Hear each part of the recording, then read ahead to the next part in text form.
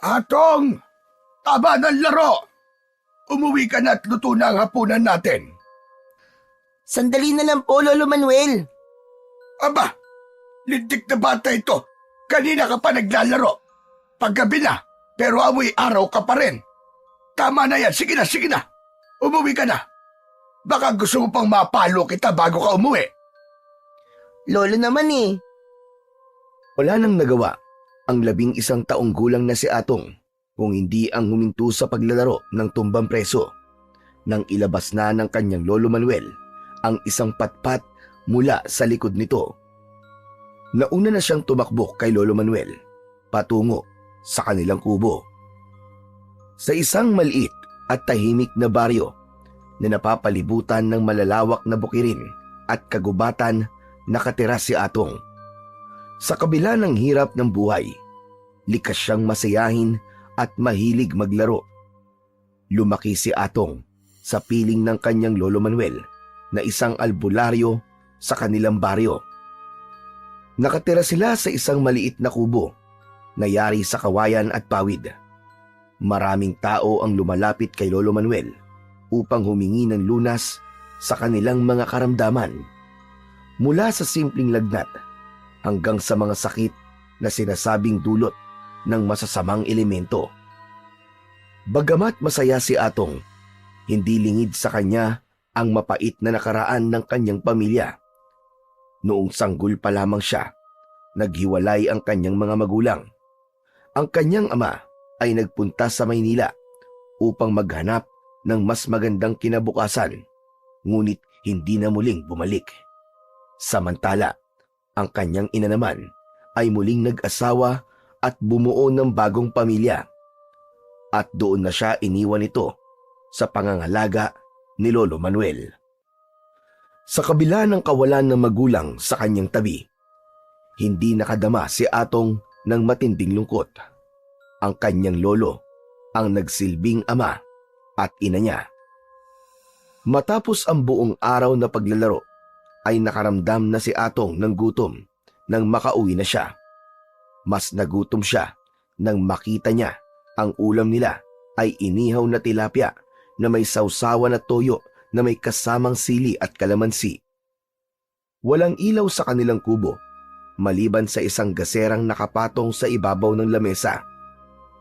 Tahimik na kumain si Atong, subalit habang ngumunguya ay hindi niya napigilan na bumalik sa kanyang isipan ang larawan ng kanyang kaibigan.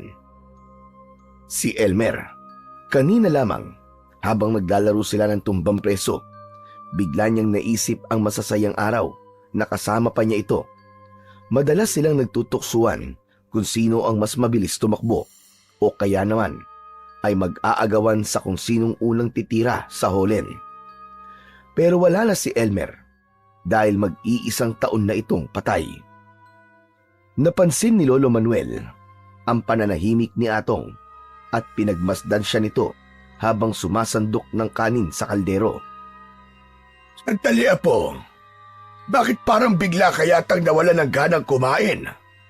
Hindi ba paboritong-paborito mo ang inihaw na tilapia? Apo, sabihin mo nga, may iniisip ka ba? Wala. Wala naman po, Lolo. Bigla ko lang po kasing naalala si Elmer. Kanina, nung naglalaro po kami ng tumbang preso. Sigurado akong masaya si Elmer kung nasan man siya dahil naging bayani siya ng baryo natin. Nailigtas niya tayong lahat sa panganib sa loob ng 1 taon. Ano po, Lolo Manuel?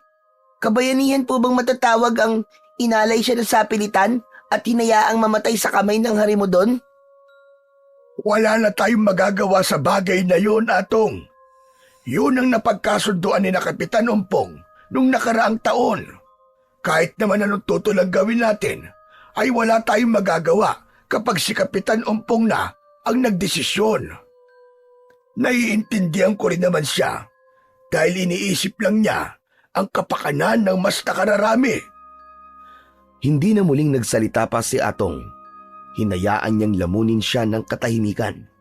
Sa kanyang isip, nagbalik ang mga alaala ng kanyang kaibigan na si Elmer.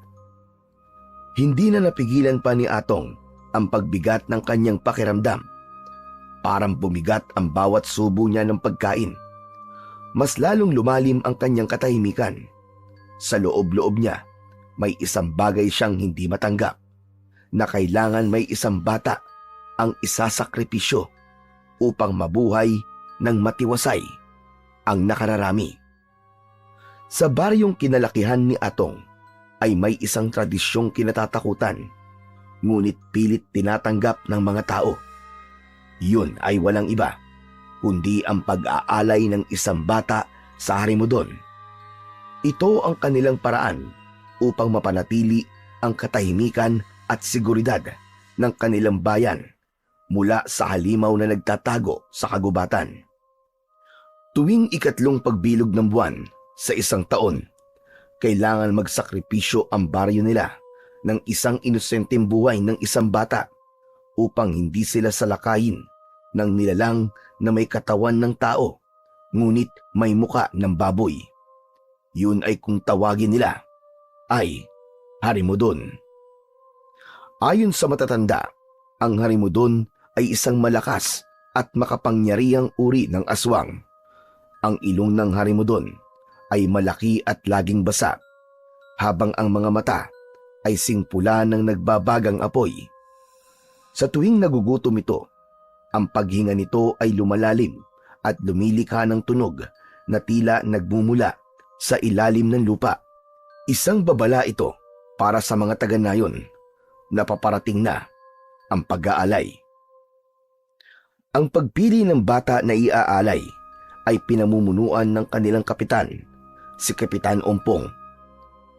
Bago dumating ang ikatlong pagbilog ng buwan, nagkakaroon ng pagpupulong sa baryo kung saan ang mga matatanda at pinuno ay nagkakasundo kung sino ang isasakripisyo.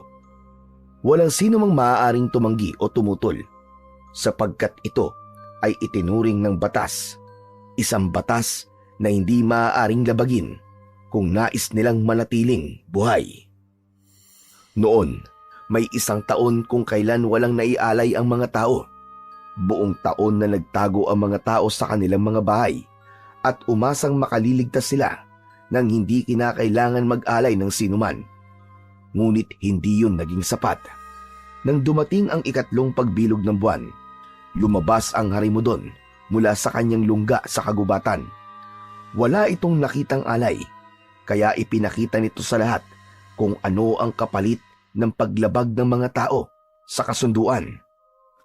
Sa loob ng isang taon, walang kapayapaan na nangyari sa baryo ni Atong. Sa mga unang buwan, unti-unting naglaho ang mga hayop. Ang mga baboy, manok at kambing ay natatagpo ang gutay-gutay sa bukirin. Kalaunan, nagsimula na ring mawala ang mga tao. Una, isang batang babae na hindi nakauwi matapos utusang bumili sa tindahan. Sumunod naman ay isang magsasakang nag-iigib sa balon. Isang gabi, sinira ng Harimudon ang bakod ng isang bahay at isang buong pamilya ang pinaslang nito. Hindi na nakatulog nang mahimbing ang sinuman sa baryo. Ang bawat gabi ay napuno ng pangamba at takot. Dahil sa mga pangyayaring yon, muling ibinalik ang tradisyon ng pag-aalay. Pinilit nilang sumunod upang wag nang maulit ang madugong taon ng pananalasa ng Harimudon. Tinanggap na lang ng mas nakararami na kailangan may isang bata ang iandog sa halimaw upang tiyakin ang kapayapaan sa baryo sa loob ng isang taon. Isang gabi, oras na ng pagtulog, pero naisipan muna ni Atong na buksan ang nag-iisang bintana ng kanilang kubo. Dumungaw siya roon at tumingin sa kalangitan. Bilog ang buwan ng gabi na yon. Kung sa iba, napakagandang tanawin kapag bilog ang buwan. Sa mga tao naman sa baryo na yon ay hindi. May kilabot na gumapang sa buong katawan ni Atong. Nanlamig ang buong katawan niya. Atong iho, mahiga ka na rito at matulog na tayo. Hindi porket bakasyon nyo pwede ka na magpuyat na magpuyat. Lolo, tignan niyo po dali. Tignan niyo po yung buwan. Narinig ni Atong ang paglapit ni Lolo Manuel.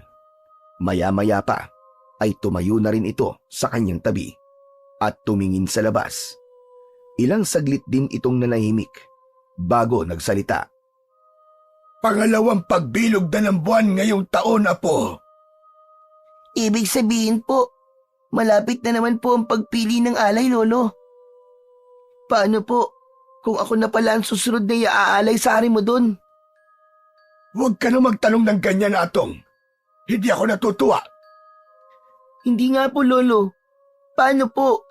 Kung mangyari po yun, ano pong gagawin natin? Napasinghap si Lolo Manuel. Sandali itong tumingin sa kanya bago muling tumingin sa bilog na buwan. Hindi mangyayari yun, Apo. Malaki ang tiwala ko na hindi ka mapipiling alay. Pero paano nga po kung... Sabi ng hindi mangyayari yon. Magkaibigan kami ni Kapitan. Hindi niya ipapahamak ang buhay mo.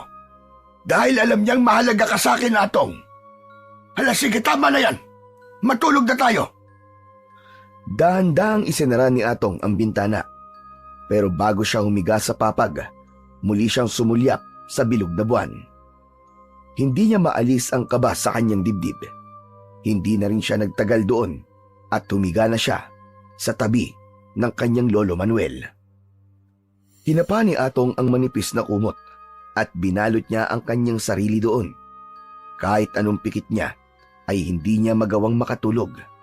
Ang imahe ng bilog na buwan ay nanatili sa kanyang isipan kasabay ng gumugulong na takot sa kanyang dibdib. Lolo, Bakit, Iho? bakit po hindi nilang labanan ng mga tao ang hari mo doon? Hindi ba? Kung mamamatay po siya, ay wala ng batang dapat na iaalay? Hindi madaling labanan ng hari mo doon, Apo. Walang tao ang kayang pumatay sa kanya. Masyado siyang malakas.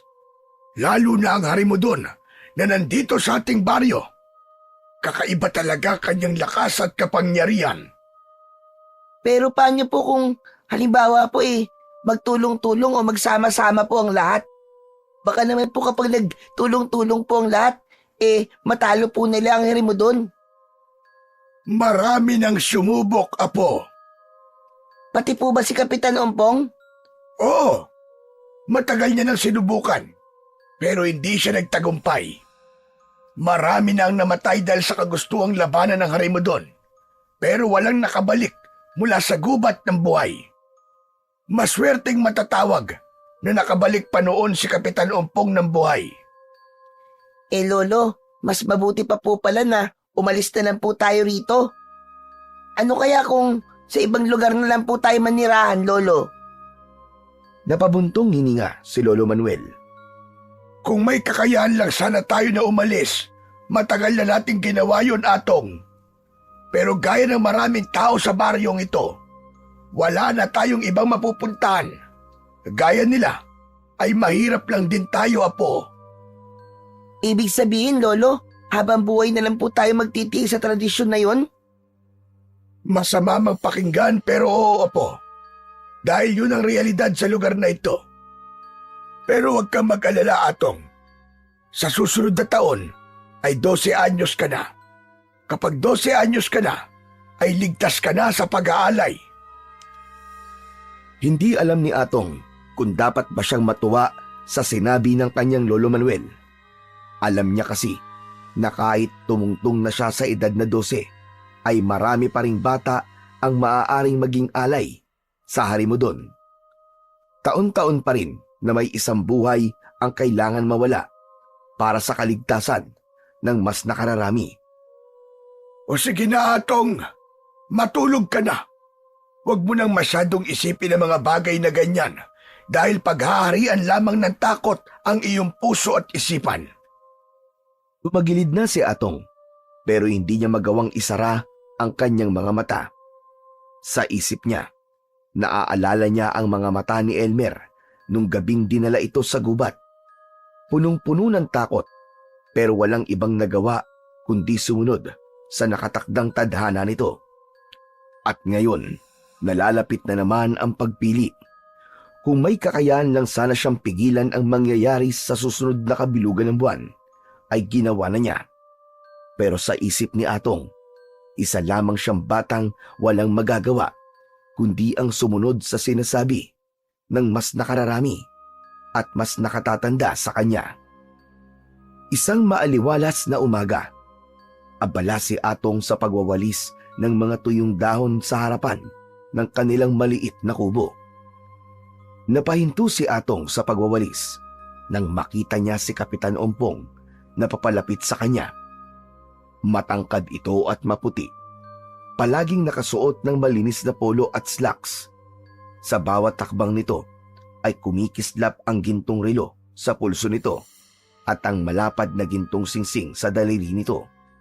Si Kapitan Ompong ang tanging nagmamay-ari ng konkretong bahay sa baryo nila. Ang bahay nito ay merong 3 palapag, malaking bakuran at matataas na pader. Oh, Atong! Aba, ang sipag mo naman! Magandang umaga rin po sa inyo, Kapitan. Ano pong sadya nyo rito? Nandyan ba ang lolo mo, Atong? Wala po, Kapitan eh. May ginagamot po sa kabilang baryo. Halos kaalis lang nga po niya. Bakit po? Ganun ba? Mangyaring masakit kasi ang aking likod. Gusto ko sana magpahilot sa kanya eh. Alam mo naman na siya lang ang nakakapagpawala ng sakit sa katawan ko.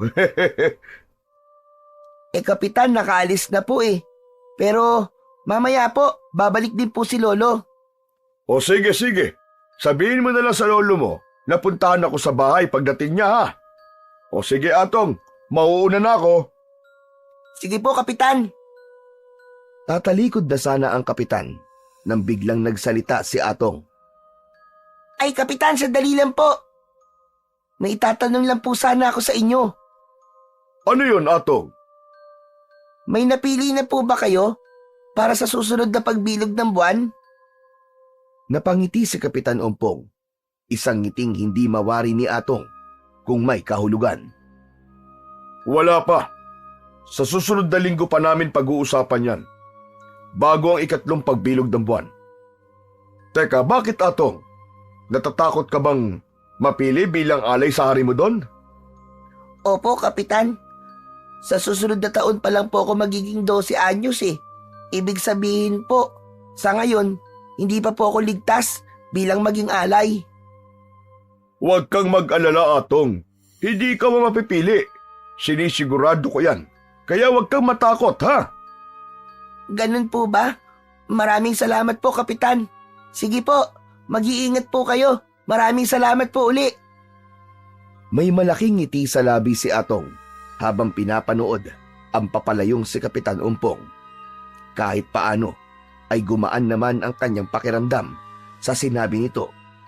Lahat ng pag-aalala at takot niya sa mga nakalipas na araw ay naglaho at tinangay na ng hangin. Bago sumapit ang tanghali, habang nasa loob ng kubo ay nakarinig si Atong ng mahihinang yabag sa kanilang labas. Alam niyang si Lolo Manuel niya na yon. Lumabas siya ng bahay at nakita ang matanda na may daladalang lumang bayong. Agad na sinalubong ni Atong ang lolo niya at nagmano siya rito. Mano po, Lolo. Ay, kawaan ka ng Diyos, iho. Lolo, pumunta po pala dito si Kapitan Ompong kanina. Aba, bakit daw? Ano daw ang pakay niya?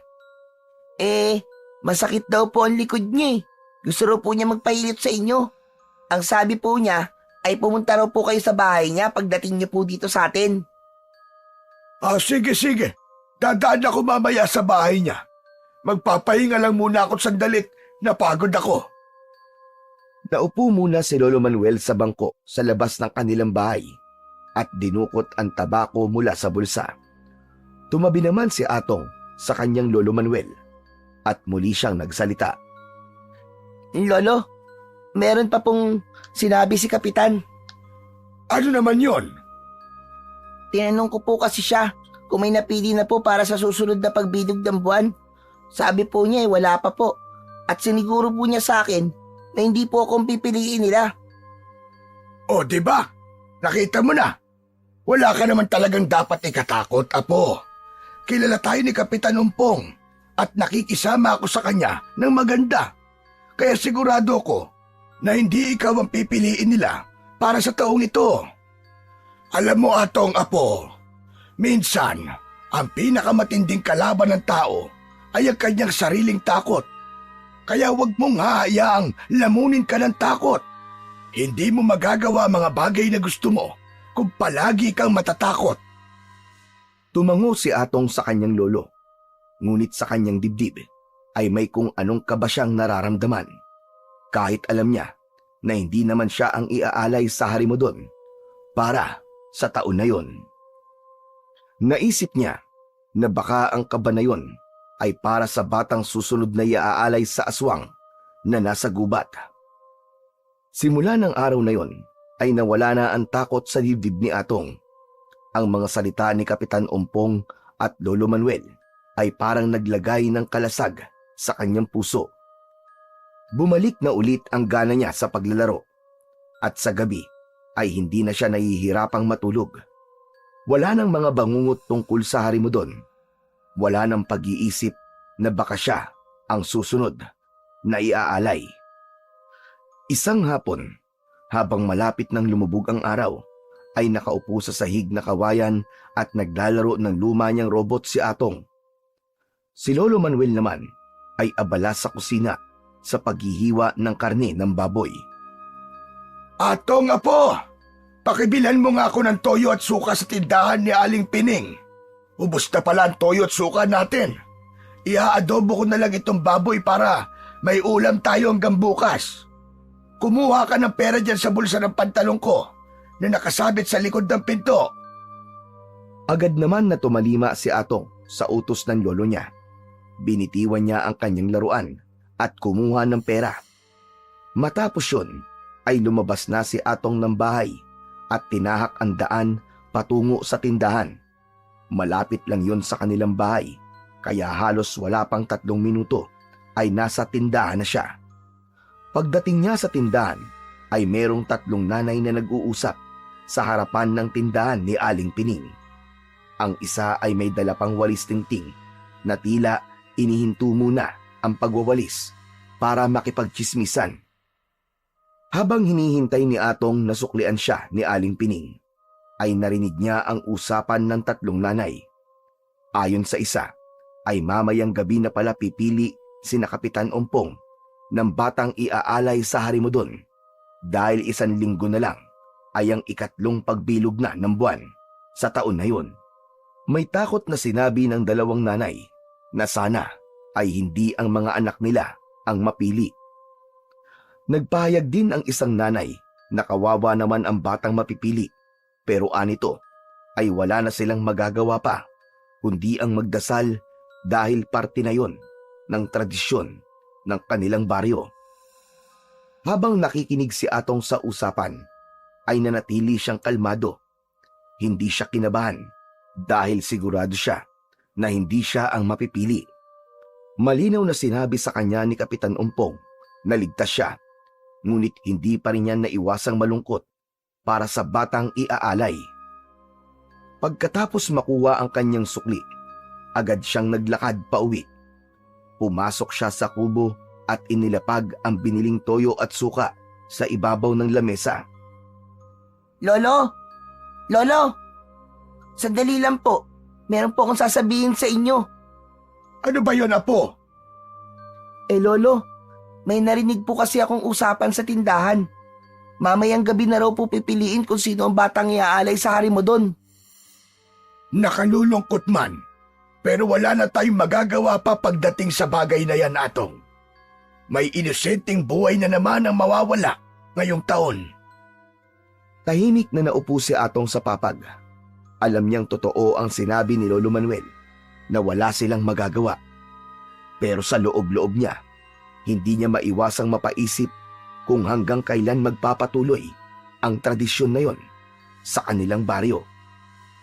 Nang gabi na yon, bago matulog, ay nagdesisyon sina Atong at Lolo Manuel na magdasal. Sinindihan ni Lolo Manuel ang isang kandila sa harapan ng kanilang altar na nasa isang sulok ng kubo. Lumuhod sila sa harap ng altar at sa kanila inumpisahan ang pagdadasal. Mahal na Panginoon, iniaalay po namin sa inyo ang aming panalangin ngayong gabi. Alam po namin na sa oras po na ito, ginagawa na ni Kapitan Ompong at ng mga nakatatanda sa aming baryo ang pagpili sa batang iaalay sa Arimondon. Sino man po ang batang yon, tanggapin niyo po siya sa inyong mga bisig. Huwag niyo pong hayaan na maranasan niya matinding takot at sakit.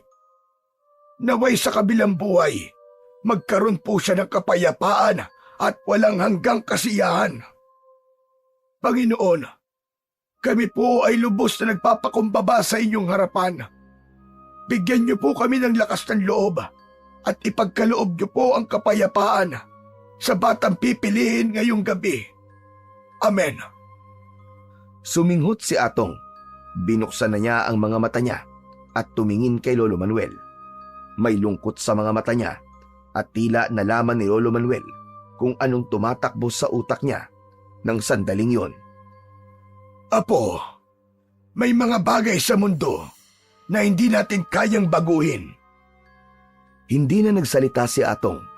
Alam niyang kahit na ano pang itanong o sabihin niya ay iisa lang ang sagot na makukuha niya at yun ay ang wala na silang magagawa. Tumayo na silang dalawa at tumungo sa kanilang higaan. Pagkahiga ni Atong ay mahigpit niyang niyakap ang kanyang lumang unan, habang si Lolo Manuel naman ay humiga na sa tabi niya. Mas lalong bumigat ang pakiramdam ni Atong dahil sigurado siya na sa susunod na pagbilog ng buwan ay may isang buhay na naman ang mawawala. Isang buhay ng inosenteng batang kagaya niya. At kahit hindi siya ang mapipili, hindi niya maiwasang malungkot para sa batang yon. Hindi nagtagal ay nakatulog na si Atong. Hanggang sa panaginip niya ay sinundan siya ng pagkabahala dahil sa panaginip niya ay nakita niya ang Arimondon. Nasa gitna raw ng gubat si Atong at naglalakad. Napahinto siya nang may malamig na hangin ang dumaan sa kanyang batok. Nang lumingon siya, ay doon niya napansin na may isang pares ng nagliliyab na pulang mga mata sa dilim. Mula sa kadiliman, unti-unting lumitaw ang Harimondon. Walang tigil ang pag-agos ng malapot nitong laway habang nakatingin lang kay Atong. Ngumisi ito sa kanya at ipinakita ang matatalim nitong mga ngipin. Pinakawalan ng halimaw ang isang nakabibinging pag-angil. Labis na natakot si Atong, kaya walang pagdadalawang isip siyang tumakbo palayo sa Harimondon. Nagmamadali siyang lumusot sa makakapal na halaman. Nadapa at nasugatan ang kanyang mga tuhod sa mga matutulis na bato at ugat ng puno. Nanginginig ang kanyang katawan. Nangingilid ang luha sa takot. Hanggang sa naramdaman ni Atong ang malamig at matatalim na kuko ng Harimondon na humawak sa kanyang balikat. Isang nakapangingilabot na hapdi ang lumukob sa kanyang katawan, kasabay ng makapanindig balahibong halakhak ng halimaw, at sa isang iglap ay sinakmal siya ng Harimondon sa batok niya. Napabalikwas si Atong nang magising siya sa panaginip na yon. Agad siyang lumingalinga upang masiguro na nasa loob siya ng kanilang kubo. Nang masiguro niya na panaginip lang ang lahat, ay hindi pa rin nawala ang takot niya. Bumalik sa pagkakahiga si Atong. Pilit niyang pinakalma ang sarili. Ngunit hindi maalis sa kanyang isipan ang larawan ng Harimondon na nasa kanyang panaginip. Para bang hindi lang yun isang pangkaraniwang bangungot, at nagkaroon siya ng pakiramdam na baka yun ay isang babala. Kinaumagahan, habang nasa harap si Atong ng kanilang maliit na hapagkainan, ay nakatulala siya habang nasa harapan niya ang isang mangkok ng mainit na lugaw na may nilagang itlog. At tuloy niyang iniisip ang napakasamang panaginip niya nung nakaraang gabi. Lingid sa kaalaman ni Atong ay kanina pa pala nakatingin si Lolo Manuel sa kanya. Atong iho, bakit parang ang tahimik mo na naman? Iniisip mo pa rin ba na baka ikaw ang napili kagabi? Hindi ko naman po iniisip yun, Lolo. Pero, nanaginip po kasi ako kagabi. Nandun daw po ako sa gubat at hinabol po ako ng harimo doon. Nahuli niya po ako tapos Lo, pinatay niya po ako. Aba iho naman, ikaw na rin mismo nagsabi. Panaginip lang yun.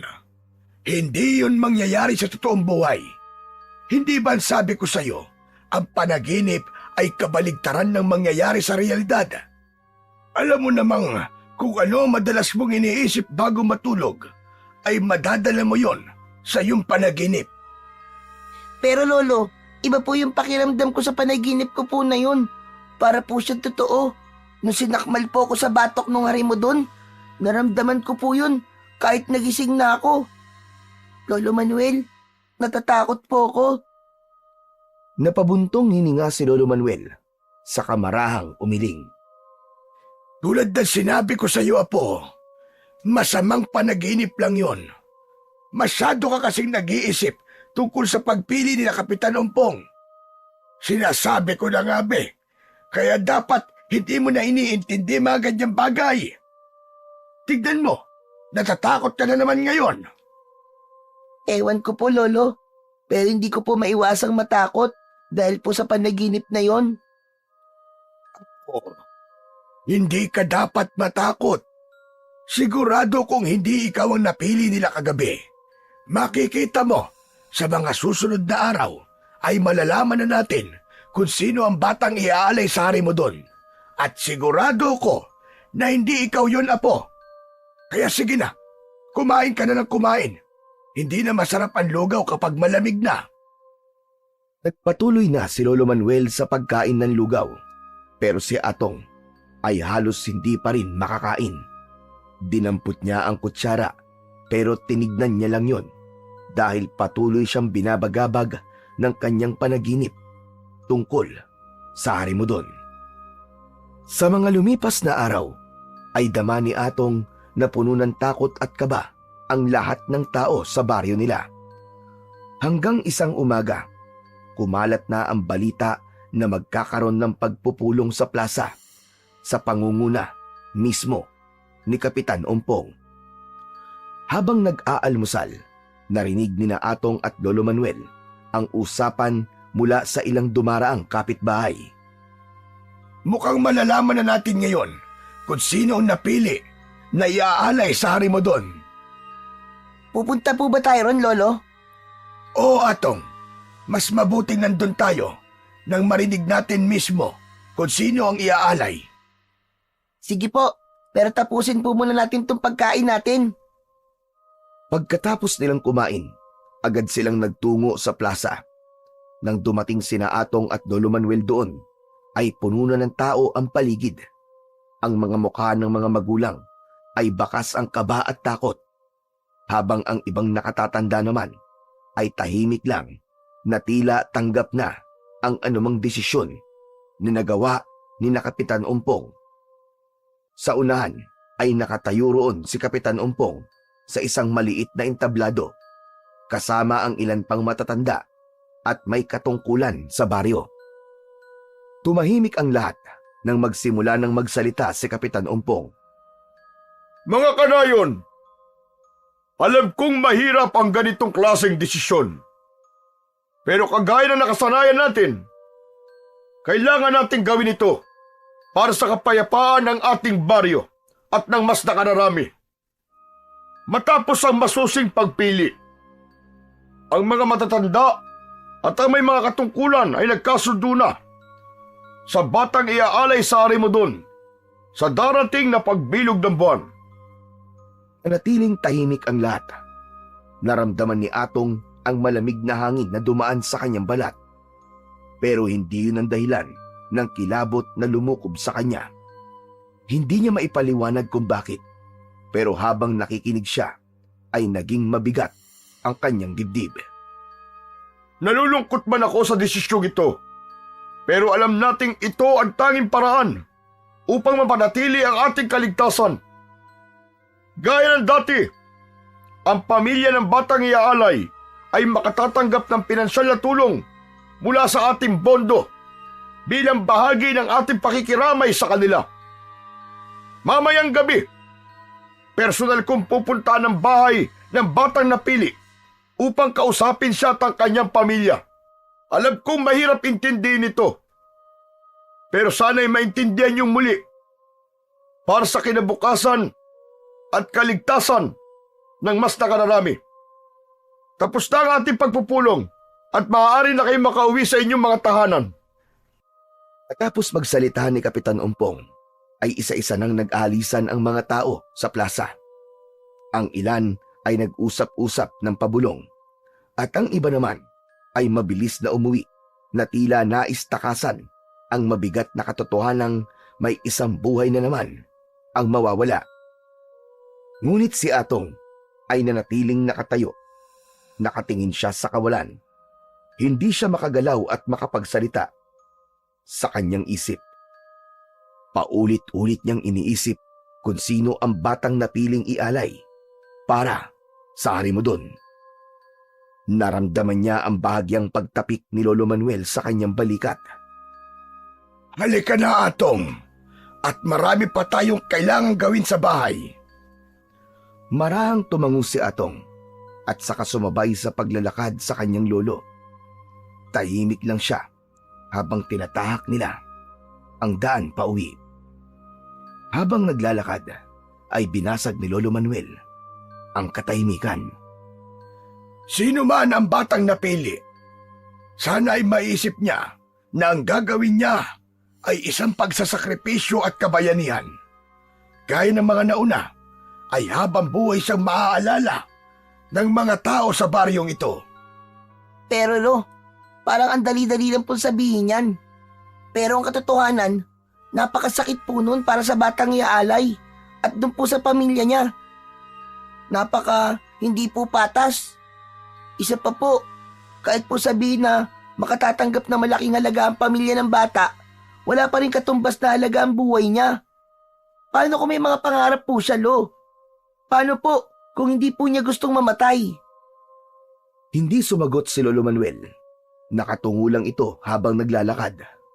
Alam ni Atong na hindi yun simpleng bagay na masasagot ng kahit na sino. Tahimik na silang dalawa hanggang sa makarating sila sa kanilang bahay. Pagsapit ng gabi ay tinulungan ni Atong si Lolo Manuel na maghanda ng kanilang hapunan. Matapos na maihain ang sinigang na bangus ay umupo na sila at nagsimulang kumain. Hindi nagtagal ay napahinto sila sa pagkain nang makarinig sila ng pagkatok sa pinto. Nagkatinginan sina Atong at Lolo Manuel. Aba, sino kaya yon? Wala naman akong inaasahang bisita ngayong gabi. Hindi ko po alam, Lo. Baka may magpapagamot po sa inyo. Ako na po magbubukas ng pinto. Kumain na lang po kayo riyan. Agad na tumayo si Atong at lumapit sa pintuan. Inalis niya ang kandado at saka yun binuksan. Bahagyan ng laki ang kanyang mga mata nang makita kung sino ang nakatayo sa labas. Yun ay walang iba kundi si Kapitan Umpong. Seryoso ang mukha nito at tila nag-aalinlangan kung magsasalita o hindi. Magandang gabi, Atong. Maaari ba akong pumasok? Sige po, Kapitan. Pasok po kayo. Nag-aalangan man, tumabi si Atong at hinayaang pumasok ang kapitan. Sumunod siya rito at agad na napansin ni Lolo Manuel ang kanilang panauhin. Tumayo ang matanda at hinarap si Kapitan Umpong. Kapitan, abay anong ginagawa niyo rito? Akala ko pa ngayong gabi kayo pupunta sa bahay ng pamilya ng batang napili na iaalay. Di agad sumagot si Kapitan Umpong. Tumitig lang ito kay Atong. Pagkatapos ay kay Lolo Manuel. Nagkatinginan silang maglolo na parehas may kaba sa muka. Unti-unting lumapit si Atong kay Lolo Manuel. Inakbayan siya ng kanyang lolo at pinisil ang kanyang balikat na para bang sinasabi nito na magiging maayos ang lahat. Kapitan, nakapunta na ba kayo sa bahay ng batang napili? Tahimik lang si Kapitan Ompong. Dahil sa pananahimik nito ay unti-unti nang nakumpirma sa isip ni na Atong ang dahilan kung bakit ito naroon sa kanilang bahay. Sandali lang. Kapitan, hindi naman siguro si Atong ang napili, hindi ba? Huminga lang ng malalim si Kapitan Ompong. Bumuka ang bibig nito pero walang salitang lumabas mula roon. Diretsuhin mo na kami, Kapitan. Huwag ka na magpaligoy-ligoy. Si Atong nga ba? Si Atong ba ang napiling ialay sa hari mo doon? Ikinalulungkot ko, Lolo Manuel. Pero si Atong nga ang susunod na alay sa hari mo doon. Nang marinig yun ni Atong, ay napayakap siya kay Lolo Manuel. Nanginig ang kanyang mga tuhod. Mas lalong humigpit ang pagkakahawak ni Lolo Manuel sa balikat ni Atong na para bang pinoprotektahan siya laban sa hatol ng buong baryo. Sandali lang. Ang akala ko ba hindi mo hahayaan na ialay si Atong sa hari mo doon? Magdodosi na siya sa susunod na taon, Kapitan. Bakit hindi niyo na lang siya hayaang makawala sa edad na mga pwedeng ialay sa aswang na yon? Lolo Manuel, huminahon kayo. Sinubukan kong pigilan sila. Pinilit kong kausapin sila. Pero wala akong nagawa. Ito ang desisyon ng nakararami. Wala kang nagawa o hindi ka lang talaga gumawa ng paraan? Alam mong hindi ganun kadali ang sitwasyon ko. Oo, ako ang kapitan ng baryo na ito. Pero kailangan ko pa rin ikonsidera ang desisyon ng matatanda at ibang may katungkulan. Oo, alam kong hindi madali. Pero hindi ibig sabihin nun na basta ka nalang papayag sa gusto nila. Wala kang isang salita. Buhay ng apo ko ang ilalagay mo sa kamatayan. Hindi natin to ginusto.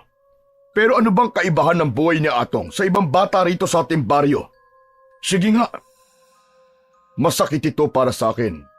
Pero kailangan nating gawin ito para sa kaligtasan ng lahat. Pasensya na talaga. Pero wala na akong magagawa pa ron, Lolo Manuel. Kung wala kang magagawa, pues ako meron. Sa tingin mo ba, ay basta na lang akong papayag na ialay niyo si Atong doon sa hari mo doon? Lumayas ka na, Kapitan! Lumayas ka! Bago pa magdilim ang paningin ko at hindi kita matadya. Pero Lolo Manuel, sabi ng lumayas ka na! Layas! Itinulak ni Lolo Manuel si Kapitan Umpong. Napaatras ito at muntik pang matumba. Saglit na napahinto si Kapitan Umpong at hindi nagtagal ay napailing ito bago tuluyang tumalikod at lumabas ng kubo. Nanatiling nakatayo si Lolo Manuel at si Atong. Parehas silang hindi makapaniwala sa nangyari. Lolo, ayoko pa pong mamatay. Hindi ka mamamatay, Atong. Hindi kita pababayaan na po. Mahigpit na niyakap ni Lolo Manuel si Atong. Pero kahit nasa bisig siya ng lolo niya, hindi pa rin nawala ang takot sa kanyang puso. Alam niyang hindi pa rin natatapos ang lahat ng unos sa buhay nila na nagsimula ng gabing yon. Nang wala na si Kapitan Umpong, ay hindi na napigilan pa ni Atong ang pagpatak ng kanyang mga luha. Nagsimula siyang manginig at kahit na anong pigil niya ay bumigay na ang kanyang damdamin. Napahagulgul siya habang mahigpit na nakakapit sa bisig ng kanyang lolo. Lolo, natatakot po ako. Ayoko pong maging alay. Ayoko pa pong mamatay. Sinasabi ko na nga po, isang pangitain po ang panaginip ko na pinatay ako ng hari mo doon. Huwag kang matakot, Apo. Hindi kita pababayaan. Hindi ko hahayaan na ialay ka nila sa hari mo doon. Pero Lolo, lahat po na napiling bata ay naialay sa hari mo doon at walang nagawa ang pamilya nila. Wala pong kahit isa ang nakaligtas. Hindi, Atong. Hindi na ako makapapayag na muling may mag-aalay ng buhay para sa hayop na harimudon na yon. Lalong napahagulgol si Atong. Pakiramdam niya ay walang kahit na anong salita ang makakapagpagaan ng nararamdaman niya. Pero Lolo, paano po natin sila mapipigilan? Sila po ang batas sa baryo na ito. Gagawa ko ng paraan, Atong. Gagawa tayo ng paraan. Anong paraan po, Lolo? Hindi ko pa alam sa ngayon. Pero hindi ko hahayaan na mangyari ang gusto nila, Atong. Napatitig si Atong sa kanyang lolo. Dati, kapag sinasabi ng matanda na gagawa ito ng paraan, kapag meron silang problema, ay agad siyang kumakalma. Pero nang sandaling yun, kahit na anong pilit niyang hanapin ang kapayapaan sa mga salita nito, ay hindi niya magawa-gawa. Bakas sa mukha ng kanyang lolo Manuel ang matinding paninindigan na hindi ito papayag na ialay si Atong sa harimundon.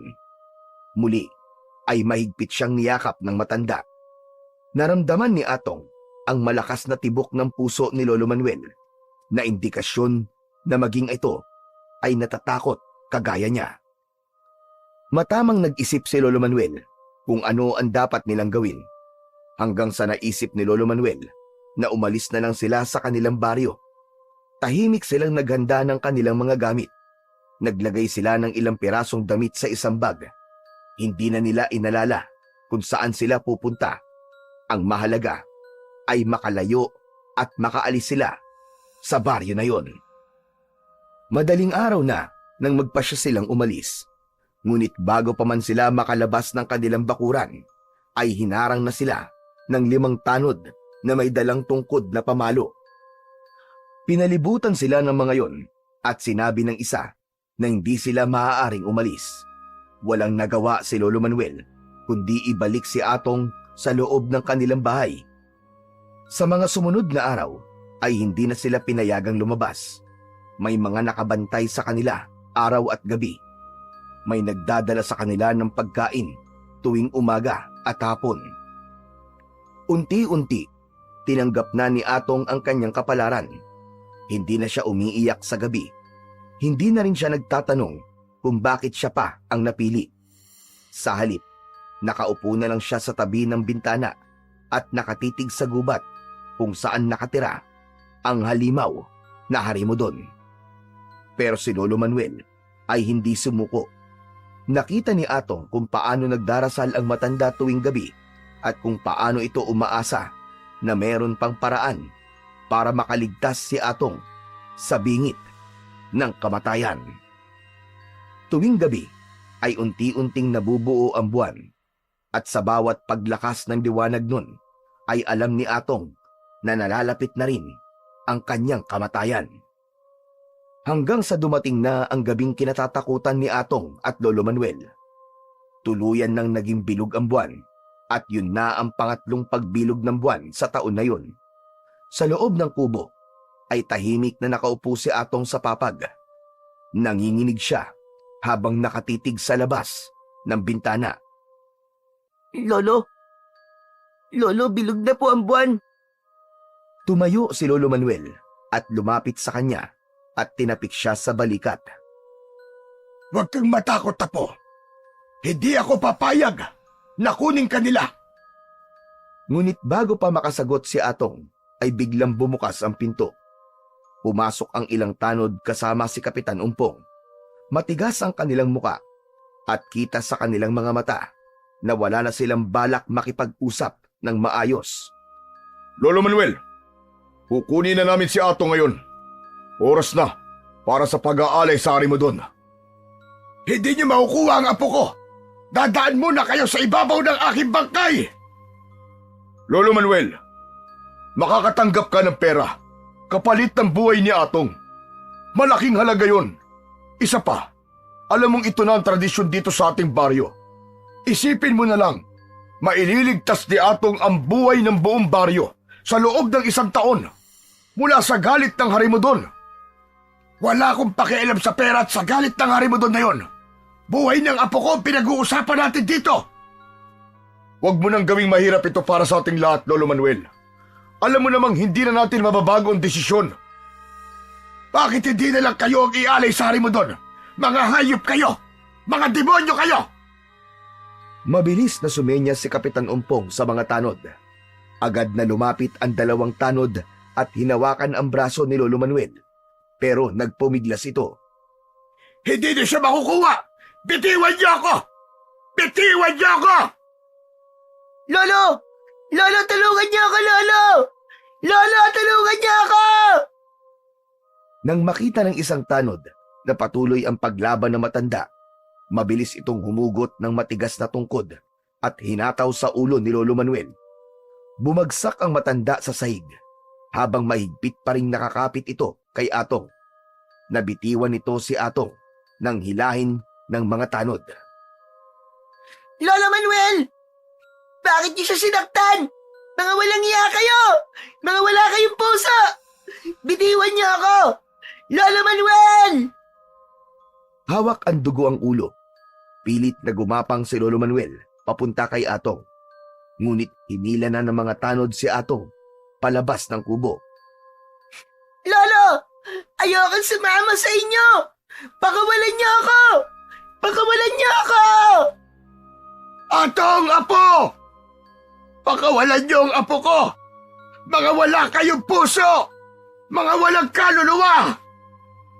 Habang inilalayo si Atong sa kubo, ay dinig na dinig niya pa rin ang sigaw ni Lolo Manuel. Wala na siyang nagawa sa lakas ng mga tanod.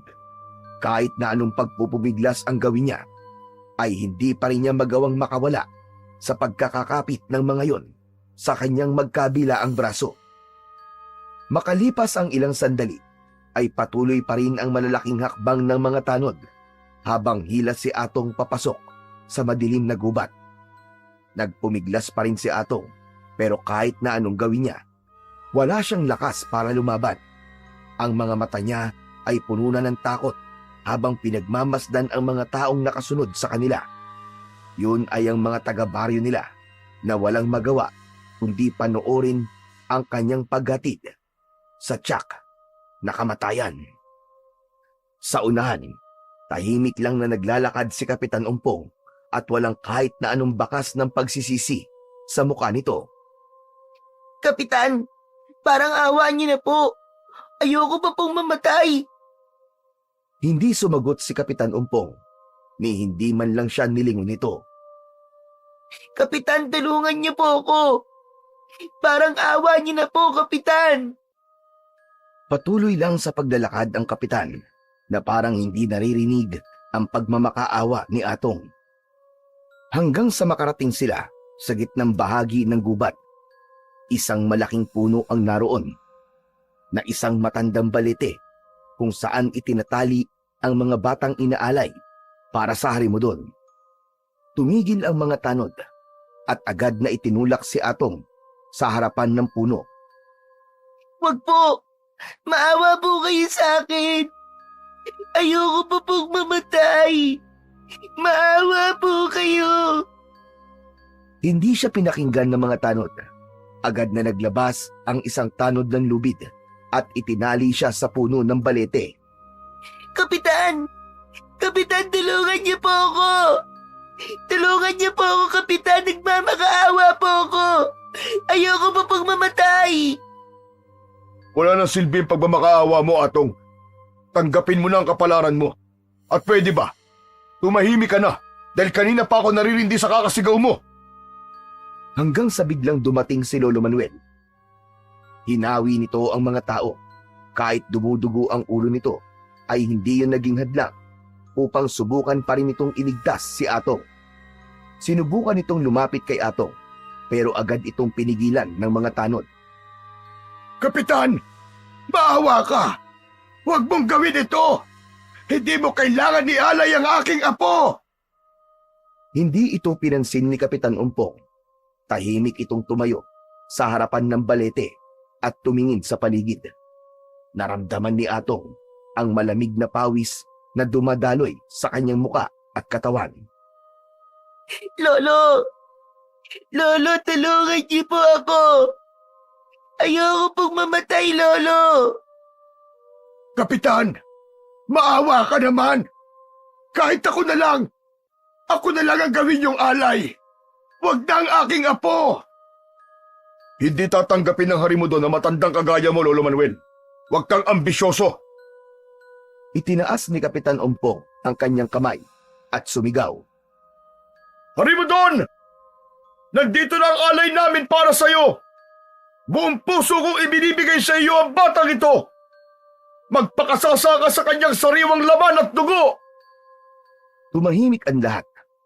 Ilang segundo lang ang lumipas hanggang sa narinig na nila ang isang nakakatakot na pag-angin mula sa kung saang parte ng kagubatan. Isang malalim, nakakakilabot na tunog na parang nagmumula sa ilalim ng lupa. Nanginig si Atong. Tumigil siya sa kanyang pag-iyak, ngunit mas lalong tumindi ang kanyang takot na nararamdaman. Humarap si Kapitan Ompong sa mga tao at tumango. Umalis na tayo. Paparating na ang Harimudon. Sandali! Huwag niyo akong iwan! Lolo, tulungan niyo ako, Lolo! Tulungan niyo ako! Atong apo! Sinubukan pa rin ni Lolo Manuel na kumawala sa pagkakahawak ng mga tanod, pero mahigpit ang kapit ng mga ito sa matanda. Hinila ng mga yon si Lolo Manuel palayo kay Atong na umiiyak at nagpupumilit kumawala sa pagkakatali. Lolo! Huwag niyo po akong iwan! Lolo, ayoko po pong mamatay! Ayoko po maging alay sa Harimudon, Lolo! Walang nagawa si Lolo Manuel kundi panoorin si Atong habang palapit ang mabibigat na yabag ng kung anumang halimaw na paparating mula sa kadiliman. Hindi nagtagal ay nilamon na ng katahimikan ng paligid ni Atong nang mawala na ang lahat ng tao na kanina ay naroon. Maya-maya lang ay nagsimula na siyang makarinig ng kaluskos sa paligid na nagpapitlag sa kanya. Bawat kaluskos ng dahon, bawat mahihinang yabag ng kung anumang nilalang sa dilim ay parang babala ng kanyang tiyak na kamatayan. Ang kanyang muka ay puno ng luha at pawis. Diyos ko, maawa po kayo sa akin. Huwag niyo po akong pabayaan. Naramdaman ni Atong na bahagyang uminit ang hangin at mas bumigat ang kanyang paghinga. Hanggang sa narinig niya ang malalim at mabagsik na pag-angin mula sa kung saan. Sigurado siya na parating na ang Harimudon upang patayin siya at kainin. Kahit alam ni Atong na imposible, ay pinilit pa rin niyang makawala sa pagkakatali. Habang ginagawa niya yon, ay nagulat siya nang isang liwanag ang lumitaw sa harapan niya. Isang malamlam, ngunit maningning na liwanag na tila sumasayaw sa hangin. Sa una, akala niya ay namamalikmata lamang siya o baka epekto lamang yun ng takot at pagod niya. Pero hindi. Mula sa liwanag na yon, unti-unting lumitaw ang isang napakagandang babae. Maputing-maputi ang balat nito at mahaba ang buhok nito na kulay pilak na sumasayaw pa sa hangin. Nakasuot ito ng isang manipis at puting damit na kumikislap-kislap na parang hinabi mula sa mga bituin sa langit. Ang mga mata nito ay bughaw at ang presensya nito ay nagdadala ng hindi maipaliwanag na kapayapaan sa puso ni Atong. Hindi nakapagsalita si Atong. Napanganga na lang siya habang nakatingin sa mahiwagang babae na tila lumulutang sa ere. Dahan-dahang lumapit ang babae kay Atong. Hindi yun naglalakad, kundi lumulutang sa hangin. Inilahad nito ang isang kamay at sa isang iglap ay biglang lumuwag ang lubid na nakagapos kay Atong hanggang sa malaglag yun sa lupa. Napaluhod si Atong sa lupa habang hindi pa rin siya makapaniwala sa nangyari. Sino po kayo? Hindi sumagot ang babae at sa halip ay inilihad nito ang isa nitong kamay kay Atong. Para bang may mahiwagang puwersang humila sa kanya upang tanggapin ang kamay ng babae. Ngunit ang pakiramdam ni Atong ng sandaling yun ay nananaginip lamang siya. Nang dumampi ang kamay ni Atong sa kamay ng babae, ay isang malakas na bugso ng hangin ang pumalibot sa kanila at biglang nawala ang bigat sa kanyang dibdib. Maging ang takot niya ay nawala at bago pa niya namalayan, tinangay na siya ng babae palayo sa bahagi na yun ng kagubatan. Mabilis silang nakalayo sa lugar kung saan dapat siya kukunin ng Harimudon upang maging alay. Hindi nagtagal ay huminto na sina Atong at ang mahiwagang babae sa isang parte ng kagubatan kung saan may malapit na sapa na ang tubig ay kumikislap sa liwanag ng napakaraming alitaptap. Hindi pa rin makapaniwala si Atong. Kanina lamang ay nakatali siya sa isang puno at naghihintay ng kanyang kamatayan. Maraming salamat po sa inyo. Kung sino man po kayo, salamat po sa pagkakasagip sa akin. Pinagmasdan ni Atong ang mahiwagang babae. Tahimik itong nakatayo sa harapan niya habang pinagmamasdan siya. Pero, nananaginip lang po ba ako? O baka naman, guni-guni ko lang po ang lahat ng ito? Hindi ka nananaginip, Atong. Totoo ang lahat ng ito. Nagtaka si Atong dahil narinig niyang nagsalita ang babae pero hindi bumubuka o gumagalaw man lang ang bibig nito. Napaatras siya ng bahagya. Teka, sino po ba talaga kayo? Ako si Liway. At ako ay isang diwata sa kagubatan ito. Ano? Diwata? Hindi naman totoo mga diwata eh. Nananaginip nga lang ako. Pinilig ni Atong ang kanyang ulo, saka pinisil ang sarili niyang braso, ngunit hindi siya nagising. Bigla niyang sinampal ng malakas ang sariling pisngi. Napapikit siya saglit sa sakit, pero nang imulat niya ang kanyang mga mata, ay naroon pa rin si Liway. Nakatayo pa rin ito at nakatingin sa kanya habang may banayad ng ngiti. Teka, naku po, totoo nga. Hindi nga ako nananaginip. Pero, mahal na diwata, bakit niyo po ako iniligtas sa Harimudon? Anong gagawin niyo po sa akin? Hindi mo ako kailangan katakutan, Atong. Wala akong gagawing masama sa'yo. Opo, naniniwala po ako sa inyo. Totoo po kayo. Isa po kayong diwata. Totoo po ang lahat ng ito. Pero, yun nga po, bakit niyo po ako iniligtas? Iniligtas kita dahil pagod na akong manood na lamang. Paulit-ulit, taon-taon, ang mga inosenteng bata ay inaalay sa halimaw na yun. Lahat ng yun ay aking nasaksihan at hindi ko na kayang manahimik na lang habang buhay. Kailangan may gawin na ako. Kailangan kumilos na ako. Napalunok si Atong. Hindi pa rin siya makapaniwala na may isang tulad ni Liway na sa kabila ng pagiging isa nitong nilalang na hindi kabilang sa mundo ng mga tao, ay meron pa rin itong malasakit sa kanila. Kung ganon, lalabanan niyo po ang Harimudon?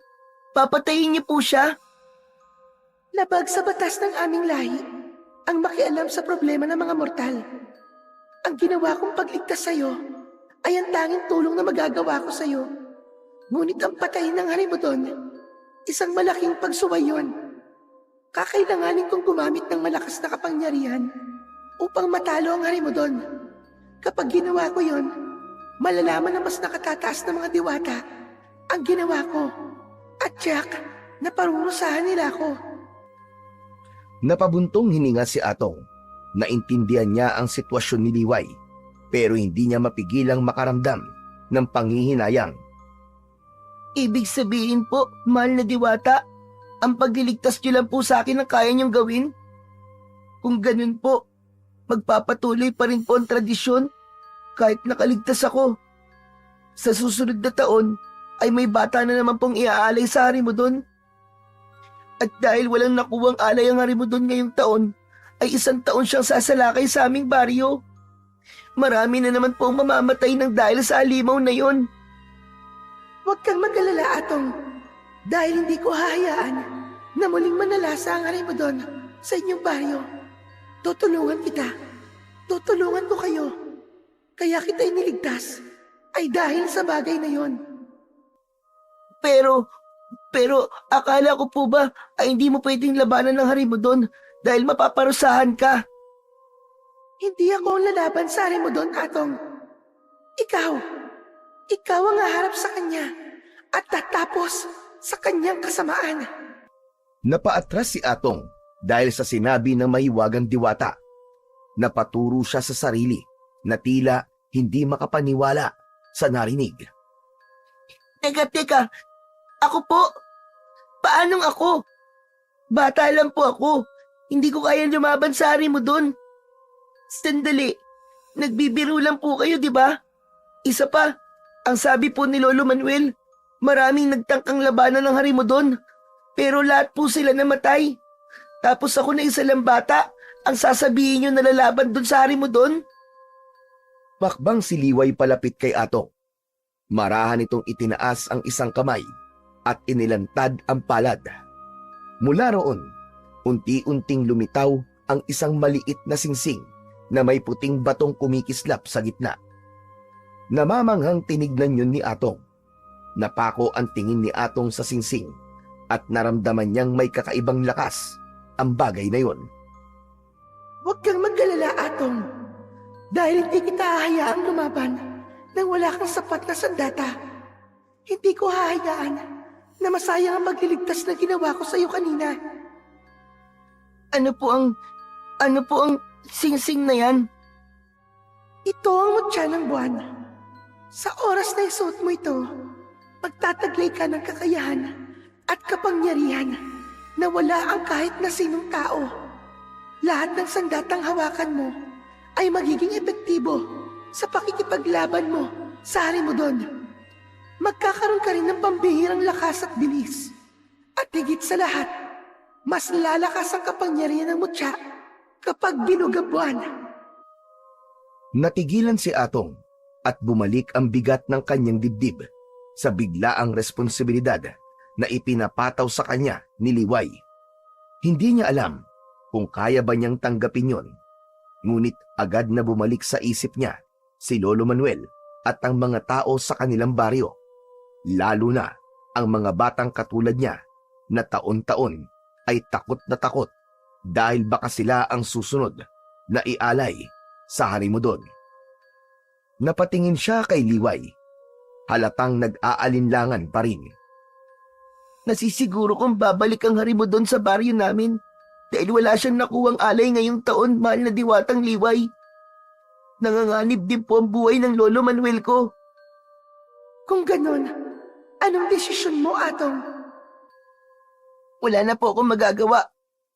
Tinatanggap ko na po ang mutya ng buwan. Magaling. Tama ang iyong desisyon, Atong. Wala akong ibang kasal kung hindi ang iyong tagumpay. Inabot ni Liway ang singsing kay Atong at nang nasa palad niya na yon ay matiim niya yung tinignan bago niya isinuot sa kanyang kanang palasingsingang daliri. Kahit paano ay nagkaroon si Atong ng pag-asa na magkakaroon na ng katapusan ang takot ng mga tao sa baryo nila at wala ng inosenteng buhay ang kailangan magsakripisyo para sa kapayapaan. Simula ng gabing yon, ay natagpuan ni Atong sa loob ng gubat ang kanyang pansamantalang tahanan sa loob ng isang kuweba na nakatago sa likod ng makakapal na mga halaman. Si Liway ang naghanda ng lugar na yon para sa kanya. May banig na gawa sa mga dahon, mainit na apoy na hindi nauubos, at malinis na tubig na dumadaloy mula sa maliit na batis sa loob ng kuweba. Bawat umaga, bago pa man sumikat ang araw, ay gising na si Atong. Kumakain siya ng mga prutas na inihahatid ni Liway. Nagsimula ang pagsasanay ni Atong sa pagsikat ng araw. Tinuturuan siya ni Liway kung paano gamitin ng maayos ang mutya ng buwan. Una, natutong lumundag si Atong ng mas mataas at mas malayo kaysa sa normal na tao. Natutunan din niyang tumakbo ng napakabilis.